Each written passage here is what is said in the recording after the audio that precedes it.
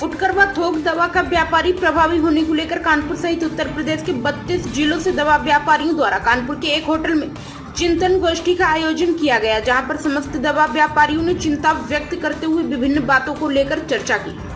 गोष्ठी में दवा व्यापार मंडल एवं फुटकर दवा व्यापार मंडल के समस्त पदाधिकारी ने बताया कि दवा निर्माता कंपनी निरकुंश होती जा रही है। डॉक्टर और अस्पताल के निजी मेडिकल स्टोर में 20 से 30% अतिरिक्त मुनाफा देकर अपनी दवाई सीधा लखनऊ या कंपनी से सप्लाई कर रही है, जिससे दवा व्यापारियों को व्यापार 40% तक घट गया है और दवा व्यापारियों की सुनने वाला कोई नहीं है, जिससे दवा कंपनियां बेखौफ हो गई हैं और अपने फायदे के लिए नए नए नियम बनाती जा रही हैं, जिससे दवा व्यापारियों का मुनाफा घट रहा है। दवा की वापसी, एक्सपायरी एवं डैमेज न लेने पड़े, इसके लिए मित्र नए नियम बनाए जा रहे हैं, जो कि पूरे दवा व्यापार के लिए हानिकारक है।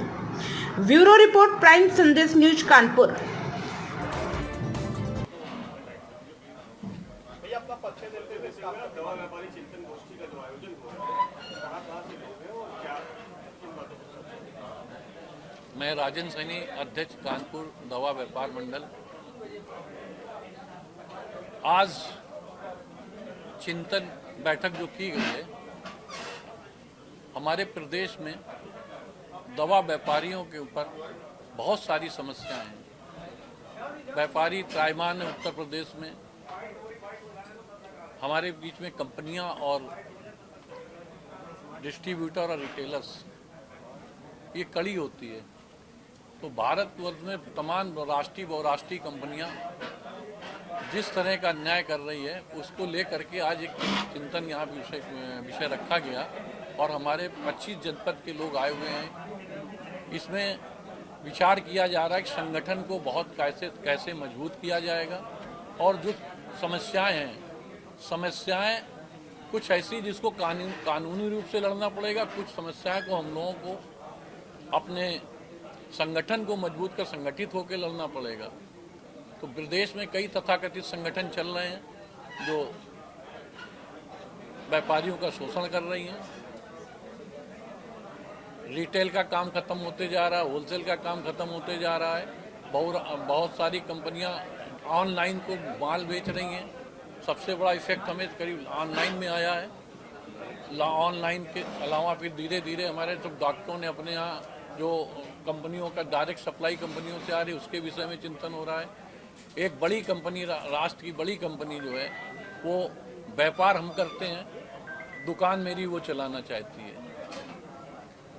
सन फार्मास्यूटिकल कंपनी जो है, जिसने वो अपने हिसाब से ऑर्डर बनाती है, हमारा SHD बिलिंग नाम दिया गया, उसको समर्थन देने वाले हमारी राष्ट्रीय संस्था है। तो राष्ट्रीय संस्था ने व्यापारियों को बेच दिया है, उसके विषय में भी चिंतन हो रहा है और उस कंपनी के खिलाफ कुछ ना कुछ हम लोग निर्णय लेंगे क्या करना है। भारत सरकार के द्वारा अभी एक नियम आ रहा है, जो परचून की दुकानों में दवा बिकेंगी।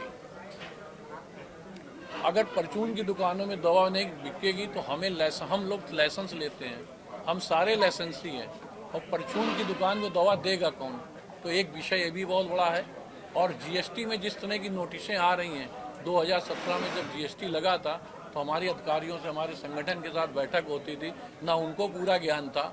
आज 2017 की नोटिसें भेजी जा रही हैं, उस पर लंबी वसूली चल रही है।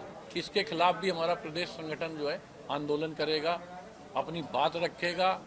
अगर इस पर नहीं सुधार करते हैं तो हम लोग इसके लिए भी एक निर्णय लेंगे, बात दोगे कि हम लोग कि इसके खिलाफ भी आंदोलन किया जाए। सर, आज बैठक करी है और प्रदेश की करीब 32 जिलों से व्यापारी आए हैं, क्या मुख्य उद्देश्य रहा है सर?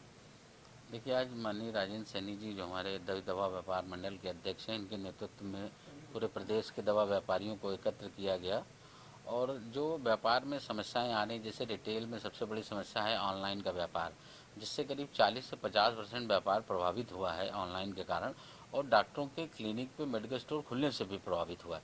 उसी तरीके से कंपनियों में जो डॉक्टरों को डायरेक्ट सप्लाई करी जा रही है, उसमें भारी डिस्काउंट दे रहे हैं, जिसकी वजह से कंपटीशन भी नहीं कर सक पा रहा है व्यापारी। कंपनियों की तरफ से मनमानी की जा रही है, जो माल जैसे है भेज दिया गया, उसका क्लेम सेटल नहीं किया जा रहा है, अनवंड माल सब भेजा जा रहा है। तो ऐसी बहुत सी समस्याएं हैं जिसको कोरोना के बाद से लगातार व्यापारी फेस कर रहा था। तो तो माननीय राजेंद्र सैनी जी के नेतृत्व में आज सारे लोग बुलाए गए हैं। सैनी साहब ने सबसे चर्चा की है कि किस जिले को क्या क्या समस्याएं हैं, उसके बाद उन समस्याओं के लिए अब अगले सत्र में समाधान पे सर, चर्चा। आपका मंडल जैसे बहुत बड़ा है और प्रशासनिक ओहदे पे भी आपकी सुनी जाती है। अगर आपको किसी भी नेता राजनेता से बैठक करनी है, आप कर लेते हैं आराम से। उसके बाद भी चीज़ें हैं जो कहाँ सेटल नहीं हो पा रही। देखिए, ये विषय कंपनियों का जो है वो कंपनी स्तर का है, इसमें कोई प्रशासनिक स्तर का विषय नहीं है। और इस पूरे विषय में ये समझना महत्वपूर्ण है कि दवा व्यापार कंपनियों से रिटेलर तक की चेन है, जिसमें उनका कोई रोल नहीं है सरकार का केवल इसमें टैक्सेशन का रोल है। वो जो वो भी लगाएंगे वो पब्लिक को देना है, उससे हम लोग को कोई मतलब नहीं है। लेकिन जो व्यापारी को सामान बेचा गया, अगर वो एक्सपायर हो गया तो उनकी जिम्मेदारी है कि वो उसको वापस ले और समय से उसको क्लेम दें, जिसमें उनकी आनाकानी डिले करना, डॉक्टर को एक्स्ट्रा डिस्काउंट देके लिखवाने के लिए एक्स्ट्रा डिस्काउंट दे देते हैं, जिस वजह से डॉक्टर के क्लिनिक पे जो और बाहर जो दवाएं हैं उनके रेट में फ़र्क आ जाता है। तो उसकी वजह से दवा व्यापार में छोटी छोटी घटनाएं रोज होती हैं, झगड़े होते हैं, सेटलमेंट नहीं होते हैं एक्सपायरी ब्रेकेज को लेकर। ऑनलाइन में कोई चीज़ 400 रुपये की है, मार्केट में 500 की बिक रही है, इस वजह से व्यापार प्रभावित हो रहा है। तो इन्हीं सब चीज़ों को लेकर चर्चा की सर, जैसे राजेंद्र सैनी जी जो मतलब पूरा नेतृत्व करते आए हैं अभी तक, लेकिन बहुत से ऐसे व्यापारी हैं जो उनकी नहीं सुनते हैं, तो उसका भी कहीं ना कहीं प्रभाव पड़ता है। इसके लिए क्या कहना चाहेंगे? इसमें राजेंद्र सैनी जी की नहीं सुनते का नहीं मतलब है। राजेंद्र सैनी जी का काम ही यही है कि जो दवा व्यापारियों की समस्याएं हैं उनको लेके वो कंपनियों से बात करें। इस और बैठक के बाद सर आगे क्या लगता है? देखिए, जो ये कोर कमेटी बनेगी ये इसीलिए बन रही है कि जो कंपनी हमारी बात नहीं मानेंगी हम उन कंपनियों का व्यापार नहीं करेंगे।